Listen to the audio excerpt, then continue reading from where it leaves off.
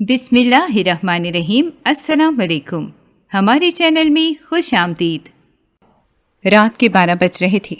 خان ولا اس وقت خاموشی میں ڈوبا ہوا تھا، سوائے اس چھوٹی سی لڑکی کے جو اس وقت لاؤنج میں بیٹھی آنسو بہا رہی تھی۔ اس کی سسکیوں کی آواز ہر طرف گونج رہی تھی۔ اسد چونکہ خاموشی سے اپنے کمرے کی طرف بڑھ رہا تھا، سسکیوں کی آواز سن کر اپنی جگہ پر رک گیا اور سوچنے لگا کہ یہ کون ہو سکتا ہے۔ جب اس نے لاؤنج میں جا کر دیکھا، سامنے بیٹھے ہوئے وجود کو دیکھ کر اس کے ماتھے پر بل پڑ گئے۔ اس نے ایک گہری سانس لی اور چھوٹے چھوٹے قدم اٹھاتا ہوا اس کے پاس گیا۔ اب کیا ہو گیا ہے؟ اب کس نے تمہیں ڈانٹ دیا ہے؟ اس نے بیزاریت سے پوچھا۔ مناہل نے اپنی موٹی موٹی آنکھیں اٹھا کر شکایتی نظروں سے اس کے چہرے کی طرف دیکھا اور منہ بسوڑتے ہوئے کہنے لگی، میرے پاس اتنا فالتو وقت نہیں ہے جو میں لوگوں کی باتوں کے بارے میں سوچ کر ضائع کروں۔ اچھا، تو پھر تمہاری رونے کی وجہ کیا ہے؟ جب بھی تمہیں میں نے اس گھر میں دیکھا روتے ہوئے ہی دیکھا ہے۔ آخر تمہارے کون سے ایسے دکھ ہیں جو ختم ہونے کا نام ہی نہیں لیتے؟ اگر آپ یہاں پر مجھے باتیں سنانے کے لیے ٹھہرے ہوئے ہیں تو مہربانی کر کے یہاں سے چلے جائیں، میں نے آپ سے کوئی بات نہیں کرنی۔ یہ کہہ کر اس نے منہ پھیر لیا۔ اس کا یہ انداز دیکھ کر اسد غصے سے پاگل ہو گیا۔ وہ جلدی سے اس کی طرف بڑھا اور اسے بازو سے پکڑ کر اپنی طرف موڑتے ہوئے کہا، آج تو تم نے مجھ سے چہرہ پھیر لیا ہے، لیکن دوبارہ کبھی بھی یہ جرأت مت کرنا، مجھے یہ سب پسند نہیں ہے۔ آپ پلیز مجھ سے تھوڑا دور کھڑے ہو کر بات کریں، مجھے یہ سب کچھ پسند نہیں ہے۔ اس کی آواز کپ کپا رہی تھی۔ جب برداشت نہیں کر سکتی تو اس طرح کی باتیں کیوں کرتی ہو؟ میں نے ایسی کوئی بھی بات نہیں کی کہ جس کی وجہ سے آپ کو غصہ آ جائے، لیکن اگر اس کے باوجود بھی آپ کو میری بات پسند نہیں آئی تو میں آپ سے معافی مانگتی ہوں۔ اس نے جلدی سے معصومیت سے اعتراف کر لیا، کیونکہ ابھی وہ جانتی تھی کہ اسے اس مصیبت سے نکالنے والا صرف اسد خان زادہ ہی ہے۔ خیریت تو ہے؟ آج دوبارہ سے تم میری تعریف کر رہی ہو؟ جہاں تک مجھے اندازہ ہے تم اسی وقت ہی میری تعریف کرتی ہو یا میرے آگے پیچھے گھومتی ہو جب تمہیں مجھ سے کوئی کام ہوتا ہے۔ کہیں ایسا تو نہیں کہ دوبارہ سے تم مجھ سے کچھ کروانے کے بارے میں سوچ رہی ہو؟ اس نے آنکھیں چھوٹی چھوٹی کر کے پوچھا، کیونکہ اس لڑکی کی فطرت سے وہ اچھے طریقے سے واقف تھا۔ بچپن سے لے کر اب تک وہ اسے دیکھتا ہوا آیا تھا۔ بیچ میں کچھ ٹائم وہ ملک سے باہر چلا گیا تھا، لیکن اس دوران بھی وہ اس سے ایک لمحے کے لیے بھی بے خبر نہیں رہا تھا۔ 5 سالوں کے بعد جب وہ پاکستان واپس آیا تو اس نے مناہل میں ذرا بھی تبدیلی محسوس نہیں کی تھی۔ وہ اسے جیسا چھوڑ کر گیا تھا وہ ویسی ہی تھی۔ نہ تو اس میں اس کو سمجھداری والی بات تھی اور نہ ہی کبھی اس نے کوئی کام ڈھنگ سے کیا تھا۔ ایک نمبر کی لاپرواہ اور اپنے آپ میں مگن رہنے والی وہ چھوٹی سی لڑکی اس کی کل کائنات تھی، جس سے وہ بے پناہ محبت کرتا تھا۔ اگر یہ کہا جائے کہ اس کے بغیر سانس لینا خانزادہ کو مشکل لگتا تھا تو اس میں کچھ بھی غلط نہیں ہوگا۔ وہ اس سے تقریباً 7 سال چھوٹی تھی۔ اس نے گھر میں بات کر لی تھی کہ اس سال کے اندر اندر وہ مناہل سے نکاح کرنا چاہتا ہے، لیکن دادی کا ماننا یہ تھا کہ جب تک ان کی پوتی 21 سال کی نہیں ہو جاتی تب تک وہ اس کی شادی نہیں کریں گے۔ یہ بات اسے بہت عجیب لگتی تھی اور غصہ بھی دلاتی تھی۔ اکثر وہ چیخ کر کہتا تھا کہ باقی سب لوگ تو 18 سال کی عمر میں اپنی بیٹیوں کی شادی کر دیتے ہیں، پتہ نہیں 21 سال کا کون سا فارمولہ میری دادی نے ایجاد کر دیا ہے۔ وہ ایک ہفتے سے نوٹ کر رہا تھا کہ مناہل اس سے دور دور رہ رہی ہے، نہ ہی وہ اس سے پہلے کی طرح بات کرتی ہے اور نہ ہی اس کے پاس جا کر بیٹھتی ہے۔ آج رات کو جب اس نے دوبارہ سے اس لڑکی کو روتے ہوئے دیکھا تو اس نے دل میں یہ بھی سوچا تھا کہ مناہل سے ضرور پوچھے گا کہ آخر اسے کیا مسئلہ ہے۔ وہ جلدی سے اپنی کاپی نکال کر بیٹھ گئی اور کہنے لگی، مجھ سے یہ سوالات حل نہیں ہو رہے۔ میں نے سنا ہے کہ آپ کی میتھ بہت اچھی ہے۔ میں نے یہ اسائنمنٹ بنانی ہے اور کل لازمی سبمٹ کروانی ہے۔ کیا آپ اس سلسلے میں میری مدد کر سکتے ہیں؟ اس نے معصومیت کے تمام ریکارڈ توڑ ڈالے تھے۔ ایک تو اسے شدید نیند آ رہی تھی اور دوسرا تھکاوٹ کی وجہ سے اس کی آنکھیں کھولنا مشکل ہو رہا تھا، اور نہ ہی اسے سوالات کی سمجھ آ رہی تھی۔ خانزادہ چند لمحوں تک غور سے اس کے چہرے کو دیکھتا رہا اور پھر کہنے لگا، ٹھیک ہے، میں تمہاری اسائنمنٹ بنانے کے لیے تیار ہوں، لیکن میری ایک شرط ہے۔ جب تک یہ کام مکمل نہیں ہو جاتا تب تک تم یہاں سے ہلو گی بھی نہیں، کیونکہ میں تمہیں بہت اچھے طریقے سے جانتا ہوں۔ تم یہ سارا کام مجھے سونپ کر خود سونے کے لیے چلی جاؤ گی اور میری نیند برباد کر کے خود خراٹے لوگی۔ ہاں تو اس میں کون سی بڑی بات ہے؟ آپ کیا میرے لیے ایک چھوٹی سی قربانی نہیں دے سکتے؟ ہر ذرا دیر کے لیے اپنی نیند کو قربان کر دیں، کوئی بہت بڑی آفت نہیں آ جائے گی۔ تم دوبارہ سے مجھ سے بدتمیزی کر رہی ہو، اور اپنے لہجے پر غور کرو، کس قدر خراب لہجے میں تم مجھ سے بات کرتی ہو۔ اس نے سنجیدگی سے کہا تو وہ گہرا سانس لے کر خاموش ہو گئی۔ اس آدمی کو سمجھنا اس کے لیے مشکل ہی نہیں ناممکن تھا۔ وہ نہیں جانتی تھی کہ خانزادہ کو کس طرح کا لہجہ پسند ہے۔ وہ تو بچپن سے جس انداز میں بولنے کی عادی تھی اسی انداز میں ہی بولتی تھی۔ ٹھیک ہے، میں آپ کے ساتھ بیٹھنے کے لیے تیار ہوں، آپ پلیز یہ اسائنمنٹ بنا دیں، کہہ کر اس کے ساتھ ہی صوفے پر تھوڑے فاصلے پر بیٹھ گئی۔ تھوڑی دیر گزری تھی کہ اسد کو اپنے کندھے پر بوجھ کا احساس ہوا۔ اس نے گردن پھیر کر دیکھا تو مناہل کا سر اس کے کندھے پر موجود تھا اور وہ چھوٹے چھوٹے خراٹے لے رہی تھی۔ اس کا خوبصورت چہرہ اس وقت بہت معصوم لگ رہا تھا۔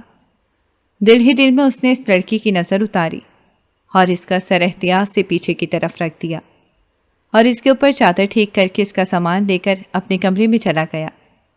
آج اس نے دوبارہ سے ساری رات جاگ کر اس معصوم سی لڑکی کا اسائنمنٹ بنانی تھی اور وہ اس میں ذرا بھی تکلیف محسوس نہیں کر رہا تھا۔ اس کے کام کرنا تو وہ اپنا فرض سمجھتا تھا، بس کبھی کبھار اسے تنگ کر لیتا تھا۔ رات تقریباً 2 بجے کے وقت وہ فارغ ہوا تھا، کیونکہ سوال اچھے خاصے مشکل تھے۔ وہ جانتا تھا کہ وہ کبھی بھی یہ نہ کر پاتی۔ پانی پینے کے لیے جب وہ باہر گیا تو دیکھا وہ صوفے پر موجود نہیں تھی۔ یقیناً وہ اپنے کمرے میں جا چکی تھی۔ اگلا دن بہت ہی خوشگوار تھا۔ وہ بہت خوش تھی کیونکہ اس کا کام محنت کے بغیر ہو گیا تھا۔ یونیورسٹی میں پروفیسر نے سب بچوں کے سامنے اس کی تعریف کی تھی، کیونکہ صرف وہی تھی جو کہ سوال حل کرنے میں کامیاب ہوئی تھی، اور خدا کا شکر تھا کہ انہوں نے اس سے کسی سوال کے بارے میں پوچھا بھی نہیں تھا، ورنہ وہ وہاں پر ضرور پھنس جاتی۔ وہ کلاسز لے کر جیسے ہی باہر نکلے تو دیکھا کہ وہاں پر اسد موجود نہیں تھا۔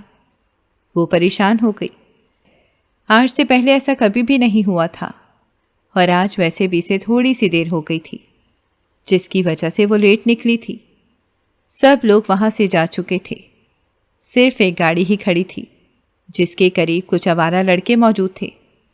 ان میں سے ایک لڑکے نے مناہل کو دیکھا اور اونچی سیٹی ماری، اپنے دوسرے دوستوں کو مخاطب کیا۔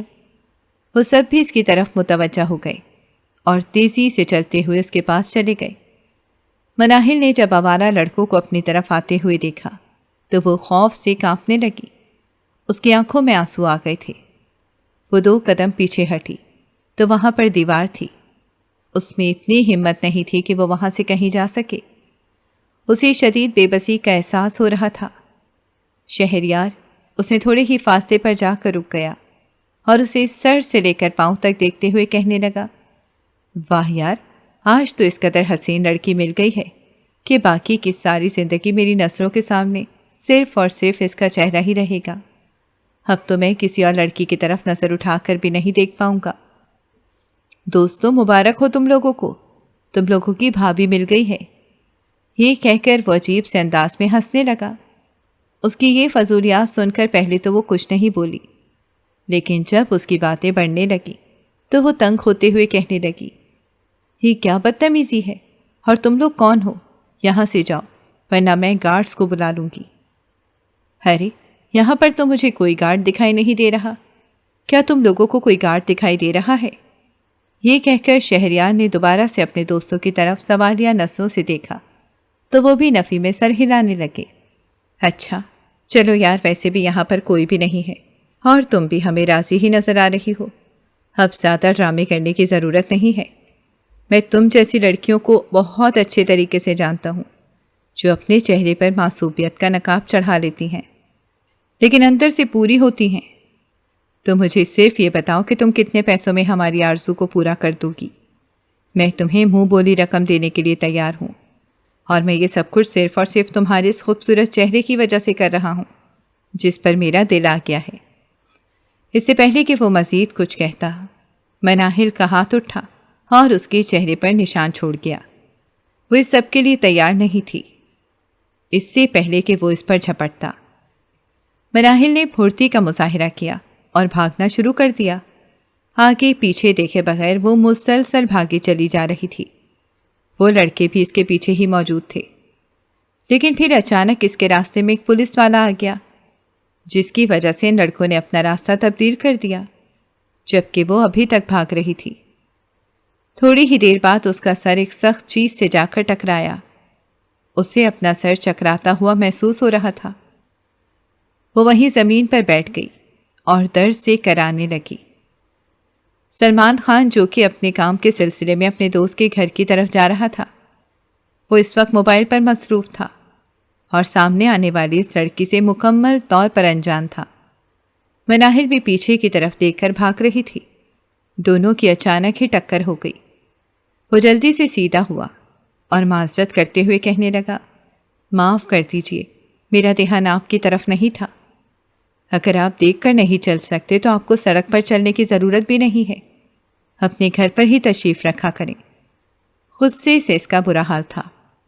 پہلے ہی وہ بہت زیادہ ڈری ہوئی تھی اور اوپر سے سر کا یہ درد، یہ سب اس کی جان لے رہے تھے۔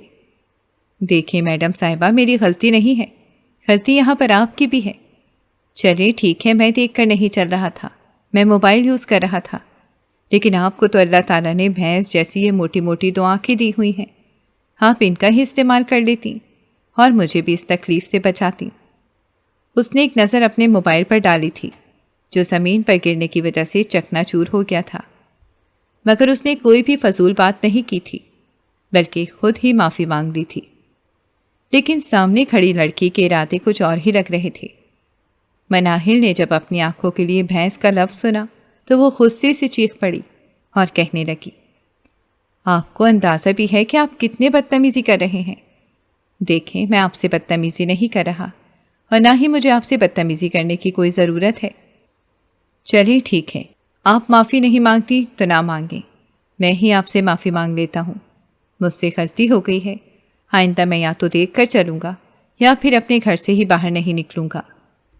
یہ کہہ کر وہ دوبارہ سے چل پڑا۔ اسی وقت ہی شہریار سامنے کی طرف سے آ گیا تھا۔ مناہل کو دیکھ کر وہ خباثت بھرے لہجے میں کہنے لگا، ارے تم ابھی تک یہاں پر کھڑی ہو، میں تو ڈر گیا تھا، میں سمجھ رہا تھا کہ تم بہت دور نکل چکی ہوگی۔ چلو کوئی بات نہیں، چلو میں تمہیں اپنے ساتھ لے کر چلتا ہوں۔ یہ کہہ کر اس نے اس کا ہاتھ پکڑا اور اسے اپنے ساتھ کھینچنے لگا۔ وہ مسلسل خود کو چھڑوانے کی کوشش کر رہی تھی اور مدد کے لیے پکار رہی تھی۔ سلمان، جو کہ اپنے کام کی طرف جا رہا تھا، اس لڑکی کے چیخنے کی آواز سن کر بے ساختہ رک گیا اور پلٹ کر دیکھا۔ سامنے کا منظر دیکھا تو اس کے ماتھے پر بل پڑ گئے۔ ایک لمحے کی دیری کیے بغیر وہ وہاں پر پہنچا اور شہریار کو گریبان سے پکڑ کر مناہل سے الگ کیا۔ اس کے چہرے پر مکوں کی بارش شروع کر دی۔ تھوڑی ہی دیر میں اس کا برا حال ہو گیا تھا۔ اس کے بعد اس نے وہاں پر گشت کرنے والے پولیس والوں کے حوالے سے کر دیا۔ اپنا کام ختم کرنے کے بعد وہ اس چھوٹی سی لڑکی کے پاس گیا، جو اس وقت زمین پر بیٹھی ہچکیوں کے ساتھ رو رہی تھی۔ وہ بہت تکلیف میں لگ رہی تھی۔ وہ گھٹنوں کے بل اس کے قریب بیٹھا۔ پہلی بار وہ اسے غور سے دیکھ رہا تھا۔ بلا شبہ وہ دنیا کی حسین ترین عورتوں میں سے ایک تھی اور کسی کو بھی اپنے قابو میں کرنے کی صلاحیت رکھتی تھی۔ اس وقت اس کی روتی ہوئی آنکھیں بہت خوبصورت اور نشیلی لگ رہی تھی۔ وہ اپنے آپ کو ان آنکھوں میں ڈوبتا ہوا محسوس کرنے لگا۔ اگر وہ تھوڑی دیر تک مزید اس کی آنکھوں میں دیکھتا رہتا تو وہ ضرور اپنے ہوش و حواس کھو بیٹھتا۔ آئی ایم سوری، مجھے تمہارے ساتھ اتنا برا سلوک نہیں کرنا چاہیے تھا۔ تم پلیز رونا بند کرو اور مجھے بتاؤ کہ میں کیسے تمہاری مدد کر سکتا ہوں۔ مناہل نے اپنی پلکیں اٹھائیں۔ اس کی بھیگی ہوئی پلکوں کو دیکھ کر اسی وقت ہی وہ اپنا دل بھی کھو چکا تھا۔ اسے اسی لمحے ہی اس لڑکی سے محبت ہو گئی تھی۔ یوں تو وہ پہلی نظر کی محبت پر یقین نہیں کرتا تھا اور اس سب کو فضول سمجھتا تھا، لیکن آج اس کا نظریہ بھی تبدیل ہو گیا تھا۔ واقعی یہ لڑکی اسے بھاگ گئی تھی۔ آپ پلیز مجھے میرے گھر تک چھوڑ دیں، میرے کزن نے مجھے لینے کے لیے آنا تھا، مگر نہ جانے وہ کہاں پر رہ گیا ہے۔ میں ادھر اکیلی ہی کھڑی تھی کہ یہ لوگ مجھے چھیڑنے کے لیے وہاں پر چلے آئے۔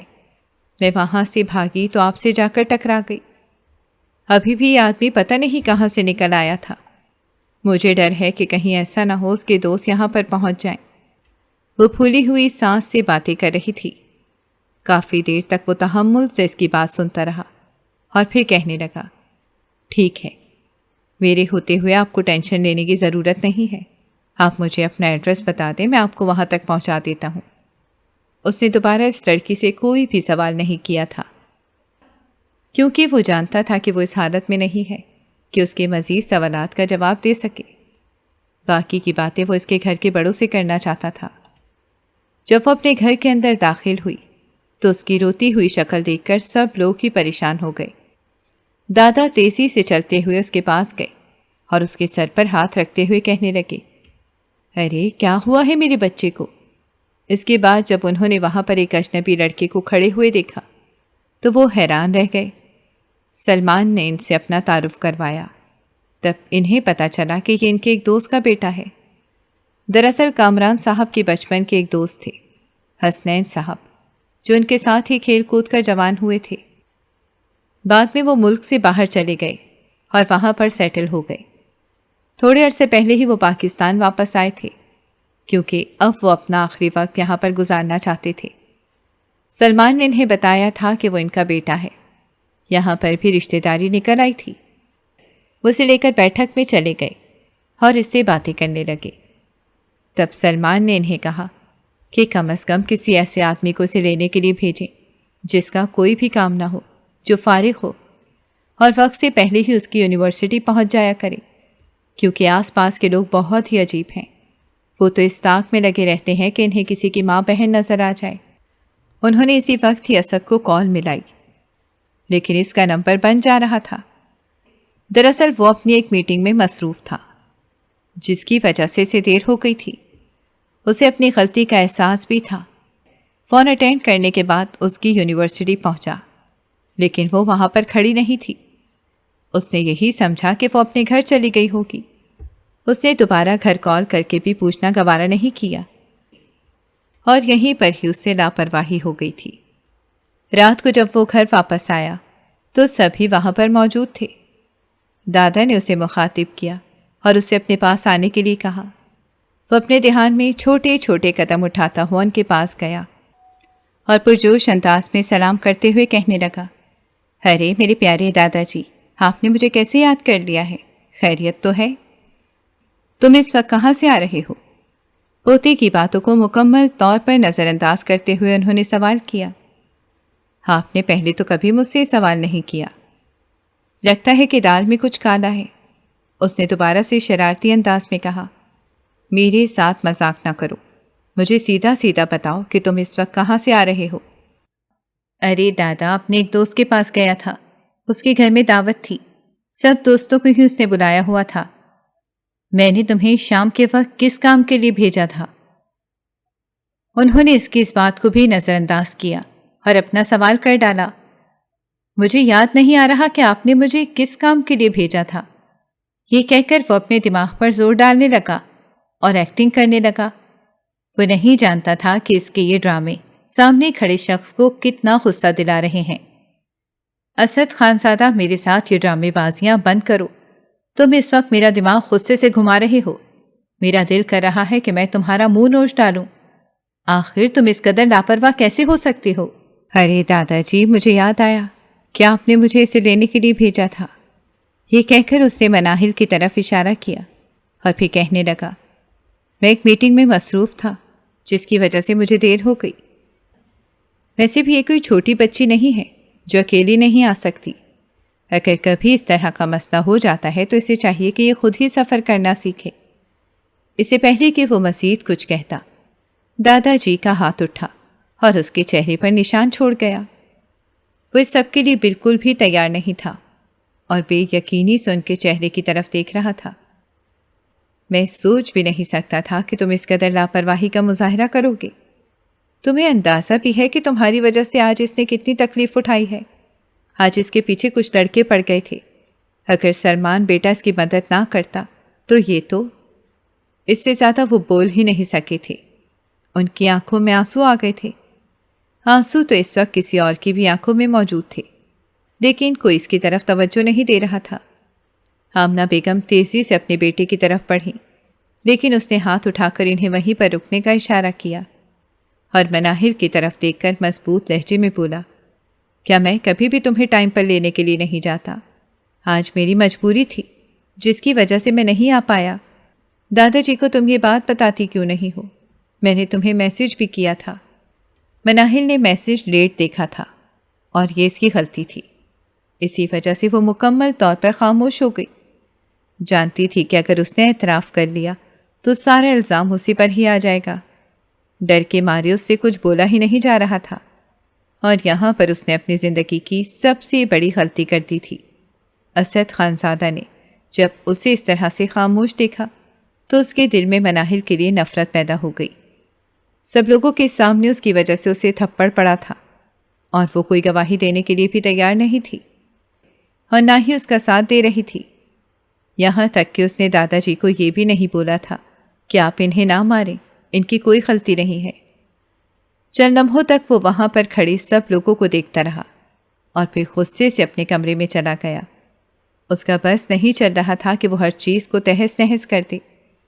آج تک کسی میں بھی اتنی جرأت نہیں ہوئی تھی کہ وہ اسے ہاتھ لگا سکے، یہاں تک کہ اس کے والدین بھی اسے ڈانٹنے سے بھی گریز کرتے تھے۔ رات کے وقت وہ کھانا کھانے کے لیے کمرے سے باہر نکلی تھی۔ جب وہ واپس آئی تھی تب خوف کی وجہ سے اس کا دل نہیں کر رہا تھا۔ وہ اپنے کمرے میں بند ہو گئی تھی، مگر اب اسے شدت سے بھوک کا احساس ہو رہا تھا۔ جب وہ کچن میں گئی تو پہلے سے وہ وہاں پر موجود تھا۔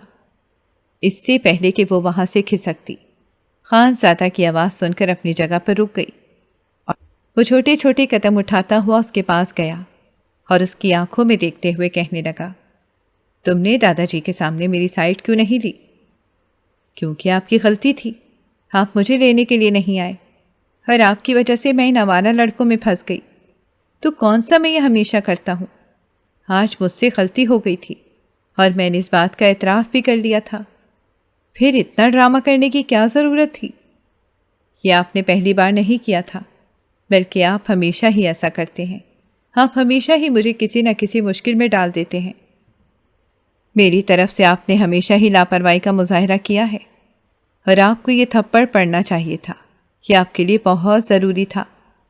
اس کے بعد آپ کو یاد رہے گا کہ اپنی ذمہ داری کس طرح سے پوری کرنی ہے۔ وہ بے یقینی سے اس کی پٹر پٹر چلتی ہوئی زبان کو سن رہا تھا۔ تھوڑی ہی دیر کے بعد جب وہ کچھ سوچنے سمجھنے کے قابل ہوا تو بولا، یہ تم کس طرح کی باتیں کر رہی ہو؟ میں نے ہمیشہ ہی تمہاری حفاظت کی ہے اور تمہیں ان ساری چیزوں سے بچا کر رکھا ہے۔ بس کر دیں اسد، خدا کے لیے بس کر دیں۔ آپ نے ایسا کبھی بھی نہیں کیا۔ آپ کو یاد نہیں ہے کہ جب مری میں چھٹیاں گزارنے کے لیے ہم لوگ گئے تھے تب بھی میرے ساتھ ایسا ہی ایک واقعہ پیش آیا تھا، لیکن آپ نے کوئی بھی توجہ نہیں دی تھی، بلکہ مجھے بھی نظر انداز کرنے کے لیے کہا تھا۔ اگر آپ واقعی میرے محافظ ہوتے تو آپ کبھی بھی ایسا نہ کرتے، بلکہ ان لوگوں کو سبق سکھاتے۔ یہ کہہ کر وہ وہاں پر رکی نہیں تھی، بلکہ تیزی سے اپنے کمرے میں چلی گئی تھی۔ جبکہ وہ وہیں کرسی پر بیٹھ گیا، اس نے اپنا سر دونوں ہاتھوں میں گرا دیا اور سوچنے لگا کہ جب مری میں یہ واقعہ پیش آیا تھا تو رات کے وقت اس نے ان سب لڑکوں کے جا کر ہاتھ توڑے تھے جنہوں نے اس کی منگیتر کو ہاتھ لگانے کی کوشش کی تھی، مگر اس نے یہ ساری باتیں مناہل کو اس وجہ سے نہیں بتائی تھیں۔ اسے ڈر تھا کہ کہیں ایسا نہ ہو وہ چھوٹی سی لڑکی گھبرا جائے۔ وہ اس کے دل میں اپنے لیے خوف پیدا نہیں کرنا چاہتا تھا، مگر وہ نہیں جانتا تھا کہ یہ لڑکی اس سے اتنا بزدل ہو جائے گی۔ اس کے بعد تو جیسے دادا جی نے قسم اٹھا لی تھی کہ وہ اپنے پوتے کو ایک لمحے کے لیے بھی چین کا سانس نہیں لینے دیں گے۔ وہ جب بھی کوئی کام کرتا تھا تو وہ اس میں کوئی نہ کوئی نقص نکالتے تھے، اور مناہل بھی اپنے دادا کا ساتھ دیتی تھی، اور اس کی وجہ یہ تھی کہ اس کی زندگی میں ایک اور شخص آ گیا تھا، اور وہ تھا سلمان، جو اسے ہمیشہ ہی اہمیت کا احساس دلاتا تھا۔ جب سے اس نے مناہل کی مدد کی تھی، وہ اسے ان ظالم گنڈوں سے چھڑوایا تھا، تب سے وہ اس کے دل میں گھر بنانے میں کامیاب ہو گیا تھا۔ ایک دن وہ لیٹ گھر واپس آئے اسد جو کہ اپنے کمرے میں بے چینی سے ٹہل رہا تھا، کیونکہ کافی دنوں سے وہ اپنے منگیتر کے رویے میں تبدیلیاں محسوس کر رہا تھا، جب اسے باہر سے اس کی آواز سنائی دی تو ایک لمحے کی دیری کیے بغیر وہ وہاں باہر پہنچا، جہاں پر وہ پرجوش انداز میں اپنی بڑی بہن کو سلمان کے قصے سنا رہی تھی اور اسے بتا رہی تھی کہ کیسے آج ان لوگوں نے انجوائے کیا۔ وہ اس کے سر پر جا کر کھڑا ہو گیا اور اس سے پوچھنے لگا کہ تم کس کی اجازت سے اس انسان کے ساتھ گئی تھی، یہ جانتے ہوئے بھی کہ تم میری منگیتر ہو اور بہت جلد ہمارا نکاح ہونے والا ہے۔ اس کا لہجہ خود بخود ہی کڑوا ہو گیا تھا۔ مناہل نے بہت ہی تحمل سے اس کی بات سنی اور پھر عجیب سے لہجے میں بولی، شاید آپ یہ بات نظر انداز کر رہے ہیں کہ ہم دونوں کی منگنی ہوئی ہے، ہم دونوں کا نکاح نہیں ہوا۔ اس کا صاف مطلب یہ ہے کہ میں آپ کے حکم کی پابند نہیں ہوں۔ جب تک آپ کے ساتھ میرا کوئی رشتہ نہیں بن جاتا تب تک آپ مجھ پر اس طرح کا کوئی بھی حکم نہیں چلا سکتے۔ میں نوٹ کر رہا ہوں کہ تمہارے منہ میں کچھ زیادہ ہی زبان آ گئی ہے، یہ ساری چیزیں میں برداشت نہیں کر سکتا۔ تمہیں پہلے ہی کہا تھا کہ اپنی حد میں رہنا سیکھو۔ مجھے زیادہ بولنے والی لڑکیاں پسند نہیں ہیں، اور جو چھوٹی چھوٹی بات پر بحث کرتی ہیں وہ لڑکیاں مجھے بالکل اچھی نہیں لگتی۔ میں ایسی لڑکیوں کو گھر بسانے والا سمجھتا ہی نہیں ہوں۔ اگر ایسی بات ہے تو پھر آپ کیوں گھر بسا رہے ہیں میرے ساتھ؟ نہ بسائیے، مجھے بھی کوئی شوق نہیں ہے آپ جیسے انسان کے ساتھ رہنے کا، جسے میری کوئی فکر ہی نہیں ہے اور نہ ہی جسے میری کوئی قدر ہے۔ اس سے تو اچھا ہے کہ میں کسی ایسے انسان کو اپنی زندگی میں شامل کر لوں جو مجھ سے محبت کرتا ہو، میرا تحفظ کرنا جانتا ہو۔ اس کی بہن نے اس کا بازو پکڑا اور اسے غصے سے ڈانٹا اور خاموش ہونے کا اشارہ کیا، مگر مناہل نے تو جیسے قسم کھا لی تھی کہ آج وہ اپنے دل کی بھڑاس نکال کر ہی رہے گی۔ 9 سال کی تھی جب مجھے پتا چلا تھا کہ آپ کے ساتھ میری منگنی ہو چکی ہے، تب میں بہت خوش تھی۔ میں سوچ رہی تھی کہ ساری زندگی اپنے والدین کی نظروں کے سامنے ہی رہوں گی، اچھی زندگی گزر جائے گی، مگر میں نہیں جانتی تھی کہ آپ میری زندگی کو عذاب بنا دیں گے۔ 9 سالوں سے لے کر 21 سال تک آپ نے ایک لمحے کے لیے بھی مجھے سکون کا سانس لینے کی اجازت نہیں دی، ہمیشہ ہی مجھ پر اپنی مرضی مسلط کرتے رہتے ہیں اور مجھ سے وہ کام کرواتے ہیں جو آپ کو اچھے لگتے ہیں۔ آپ کے نزدیک میری پسند کی کوئی اہمیت ہی نہیں ہے، آپ نہ ہی میری قدر کرتے ہیں اور نہ ہی میری حفاظت کرتے ہیں۔ الٹا کر کوئی میری حفاظت کرنے کی بات کرے تو آپ اس کے بھی خلاف چلے جاتے ہیں۔ آپ جیسے انسان کے ساتھ میرا مزید گزارا نہیں ہے۔ یہ کہہ کر وہ وہاں پر رکی نہیں تھی، بلکہ تیزی سے اپنے کمرے میں چلی گئی تھی۔ آج دن کے وقت اسے پتا چلا تھا کہ کسی لڑکی نے اسد کے ساتھ ریلیشن شپ میں 3 سال گزارے ہیں، اور اسے یہی بات اب تنگ کر رہی تھی۔ شام کے وقت دادا جی کے پاس جا کر اس نے اپنے دل کی بھڑاس نکال دی۔ ان کو بھی جیسے موقع چاہیے تھا۔ جب وہ دوبارہ سے سب لوگوں کے ساتھ بیٹھا اور کھانا کھانے ہی لگا تھا کہ دادی کی آواز پر اس نے سر اٹھا کر ان کے چہرے کی طرف دیکھا۔ تم یہ آج کل کن سرگرمیوں میں ملوث ہو؟ اس نے گہری سانس لی اور دوبارہ سے کھانے کی طرف متوجہ ہو گیا، جیسے وہ ان کے جواب دینے کے حق میں نہیں ہے۔ اسد خانزادہ صاحب، میں آپ سے بات کر رہا ہوں، آپ آج کل کن سرگرمیوں میں ملوث ہیں؟ جس انسان نے آپ کو میری شکایت لگائی ہے آپ اس انسان سے ہی پوچھ لیں، شاید اسے میرے بارے میں زیادہ پتا ہو۔ اس نے کہہ کر ایک نظر مناہل پر ڈالی جو نظریں چرا گئی۔ مجھے کسی نے بھی شکایت نہیں لگائی، میرے پاس اپنا دماغ موجود ہے جس کے ذریعے میں سمجھ سکتا ہوں۔ دادا جی بس کر دیجئے، مجھ میں مزید ہمت نہیں ہے کہ میں آپ کو اپنی صفائیاں پیش کر سکوں، اور نہ ہی اب میں کوئی صفائی پیش کروں گا۔ جس نے مجھ پر یقین کرنا ہے وہ مجھ پر یقین کرے، جسے مجھ پر یقین نہیں کرنا وہ نہ کرے، کیونکہ اب میں تھک چکا ہوں۔ یہ کہہ کر اس نے کھانا وہیں پر چھوڑا تھا اور غصے سے اپنے کمرے میں چلا گیا تھا۔ اس کی ماں نے اس کو آواز دی، مگر اس نے اگنور کر دیا۔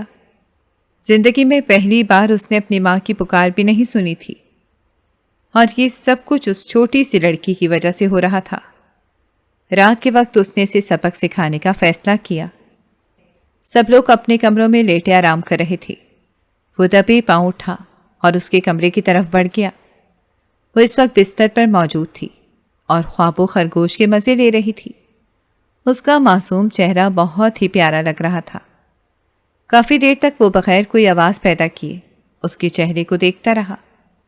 پھر تھوڑی ہی دیر کے بعد وہ اس کے گالوں کو سہلانے لگا اور اس کے بال کانوں کے پیچھے اڑسنے لگا۔ وہ تھوڑی سی ہلی کیونکہ اسے بے آرامی کا احساس ہوا تھا، اور پھر پٹ سے اس نے اپنی آنکھیں کھول دیں۔ سامنے خانزادہ کو بیٹھا دیکھ کر اس کے منہ سے ایک زوردار چیخ نکلی۔ خانزادہ نے جلدی سے اس کے منہ پر ہاتھ رکھ لیا اور اسے خاموش رہنے کا کہا۔ اسی وقت ہی کمرے کا دروازہ کھلا اور اس کی کزن اندر داخل ہوئی۔ سامنے کا منظر دیکھا تو وہ بھی چلانے لگی، اور پھر تھوڑی ہی دیر میں پورے خاندان میں یہ بات جنگل کی آگ کی طرح پھیل گئی تھی کہ رات کے اس پہر وہ دونوں کمرے میں موجود نہ جانے کیا کر رہے تھے۔ اس بات کو دبانے کے لیے دادا جی نے ایک رات کے اندر ہی دونوں کا نکاح کر دیا اور دونوں سے ہی ناراض تھے۔ پوتی کی تو کوئی بات وہ سننے کے لیے تیار ہی نہیں تھے۔ رو رو کر اس کا برا حال تھا۔ وہ سب کو صفائیاں پیش کر رہی تھی مگر کوئی بھی اس کی بات نہیں سن رہا تھا۔ وہ روتے ہوئے خانزادہ کے پاس گئی اور اس کے سامنے ہاتھ جوڑتے ہوئے کہا، خدا کے لیے تم ان لوگوں کو بتاؤ کہ میرا کوئی بھی قصور نہیں ہے۔ اس پر وہ مسکرانے لگا اور کہنے لگا، یاد ہے میں نے اس دن تمہیں یہی کہا تھا کہ سب لوگوں کو بتا دو کہ میرا کوئی قصور نہیں ہے، مگر تم نے میری بات نہیں مانی اور خود کو بچانے کے لیے تم نے مجھے مشکل میں دھکیل دیا۔ آج میں بھی ایسا ہی کروں گا، میں بھی تمہارے والا کھیل کھیلوں گا، اور میں بھی آج نہیں بولنے والا۔ ویسے بھی اگر میں بولا تو میرا ہی نقصان ہوگا، نہیں بولوں گا تو تم سے نکاح ہو جائے گا اور یہ میرا فائدہ ہے۔ تم میرے ساتھ ایسا کیسے کر سکتے ہو؟ وہ روتے ہوئے کہنے لگی، صرف اور صرف ایک بار نکاح ہونے دو، پھر میں تمہیں بتاؤں گا میں تمہارے ساتھ کیا کچھ کر سکتا ہوں۔ یہ کہہ کر اس نے ایک آنکھ ماری اور تیزی سے کمرے سے باہر نکل گیا۔ نکاح ہونے کے بعد اسے دوبارہ سے خانزادہ کے کمرے میں پہنچا دیا گیا تھا، مگر سب لوگ ہی اس سے ناراض تھے۔ اسد بھی کسی کو کوئی صفائی پیش نہیں کر رہا تھا۔ وہ جانتا تھا کہ فی الحال گھر والوں سے بات کرنے کا کوئی فائدہ ہی نہیں ہے، وہ کچھ بھی سننے سمجھنے کے لیے تیار نہیں ہوں گے۔ فی الحال تو اسے صرف اور صرف اپنی بیوی کے چھوٹے سے دماغ میں یہ بات ڈالنی تھی کہ وہ اس سے بے حد محبت کرتا ہے، اس کی بے حد عزت کرتا ہے اور اس کی بے حد قدر کرتا ہے۔ مگر جب اس کے پاس جانے لگا تو وہ غصے سے چیخنے لگی اور کہنے لگی، خبردار جو آپ نے مجھے ہاتھ لگانے کی کوشش کی، آپ اسی عورت کے پاس جائیے جس عورت کے پاس آپ کو سکون ملتا ہے اور جس سے شادی کرنے کے لیے آپ روتے رہے ہیں۔ یہ سن کر کافی دیر تک وہ زور زور سے ہنستا رہا اور پھر کہنے لگا، اب تمہیں یہ خبر کس نے لا کر دے دی ہے؟ یہ مت کہنا کہ کرن نے تمہیں یہ سب بتایا ہے۔ آپ کو اس سے کیا فرق پڑتا ہے کہ مجھے یہ کس نے بتایا ہے؟ فرق پڑتا ہے کیونکہ مجھے خوشی محسوس ہوتی ہے جب میرے دشمن مجھے گرانے کے لیے اس طرح کی حرکتیں کرتے ہیں، مگر مجھے یقین ہے کہ تم کبھی بھی ان کی باتوں میں آ کر میرے ساتھ اپنا تعلق خراب نہیں کرو گی۔ یہ کہہ کر وہ اس کے پاس گیا اور اس کے ہاتھ پکڑتے ہوئے کہنے لگا، دیکھو مناہل، میں تم سے بہت محبت کرتا ہوں، مجھے سمجھ نہیں آ رہی کہ میں کیسے تمہیں اپنی محبت کا یقین دلاؤں، لیکن ایک بات میں تمہیں صاف صاف کہہ دوں، تم جو مجھے نیچا دکھانے کے لیے باقی لوگوں سے رابطے رکھتی ہو اور خاص طور پر سلمان سے ملنے جاتی ہو اور اس سے بات کرتی ہو، صرف اور صرف اس وجہ سے کہ مجھے جیلسی فیل کروا سکو، تو یہ تمہاری غلط فہمی ہے، اس سے اپنے ذہن سے نکال دو۔ یہ ساری حرکتیں کر کے تم مجھے جیلس فیل نہیں کرواتی، بلکہ تم اپنی اہمیت میری نظر میں کم کرواتی ہو۔ میں تمہارے ساتھ اس وجہ سے ہوں اور اس وقت تک رہوں گا جب تک مجھے تمہارے کردار پر شک نہیں ہوگا۔ میں نے تم سے محبت کی ہے تمہارے کردار کی وجہ سے۔ مجھے پتا ہے کہ تم ایک مضبوط کردار کی مالک ہو، چاہے کچھ بھی ہو جائے تم ڈگمگاؤ گی نہیں، لیکن اگر تم اس طرح کی حرکتیں کر کے مجھے یہ فیل کروانا شروع کر دو گی کہ تم بھی باقی لڑکیوں کی طرح ہو، تو پھر مجھے بتاؤ کہ میں کیسے تم پر اعتبار کر پاؤں گا؟ تم میں اور باقی لڑکیوں میں کیا فرق رہ جائے گا؟ ویسے بھی ایک جیسے لوگوں سے تو دنیا بھری ہوئی ہے، مجھے سب سے منفرد لڑکی چاہیے اور وہ تم ہو، کیونکہ اس طرح کی حرکتیں کر کے اپنا امیج خراب کر رہی ہو۔ اس کی باتیں سن کر وہ پھوٹ پھوٹ کر رونے لگی اور کہنے لگی، مجھے تکلیف ہوتی ہے۔ اس کے بعد اس نے اپنے دل کی طرف اشارہ کیا اور زور دیتے ہوئے کہا، یہاں پر مجھے شدید تکلیف کا احساس ہوتا ہے جب مجھے پتہ چلتا ہے کہ آپ کسی اور لڑکی کے ساتھ تھے اور آپ نے فلاں لڑکی سے باتیں کی ہیں۔ حسرت خانزادہ نے اس کے آنسو صاف کیے اور مضبوط لہجے میں بولا، میں تم سے وعدہ کرتا ہوں کہ تمہیں کبھی بھی شکایت کا موقع نہیں ملے گا۔ جہاں تک کرن کا سوال ہے، تم اچھی طرح سے جانتی ہو یونیورسٹی کے زمانے میں مجھے پسند کرتی تھی۔ اس نے تم سے اسی وجہ سے ہی دوستی کی تھی تاکہ تمہیں میری طرف سے بزدل کر سکے۔ اس وقت تو میں نے تمہیں منع نہیں کیا کیونکہ میں جانتا تھا کہ تم میری باتوں پر یقین نہیں کرو گی، لیکن اب تو تمہیں پتہ چل گیا ہے نا کہ وہ ہم دونوں میں پھوٹ ڈال رہی ہے۔ وہ زور و شور سے ہاں میں سر ہلانے لگی۔ وہ اس کے قریب جانے ہی لگا تھا کہ اس نے اشارے سے اسے پیچھے رہنے کا کہا اور منہ بسوڑتے ہوئے بولی، میں اس وقت تک آپ کو اپنے قریب آنے کی اجازت نہیں دوں گی جب تک آپ سب گھر والوں کو یہ نہیں بتا دیتے کہ جو کچھ بھی ہوا ہے وہ صرف اور صرف غلط فہمی تھی۔ ہم دونوں نے ایک ساتھ کچھ بھی غلط نہیں کیا۔ وہ گہری سانس دے کر بستر پر ہی لیٹ گیا اور کہنے لگا، سب گھر والوں کو اس بارے میں پتہ ہے۔ میں نے دادا جی کو یہ ڈرامہ لگانے کے لیے کہا تھا کیونکہ تم میرے ہاتھ میں نہیں آ رہی تھی۔ تم کچھ زیادہ ہی نخرے دکھانے لگی تھی۔ میں بھی تمہیں ایک چھوٹا سا سبق سکھانا چاہتا تھا۔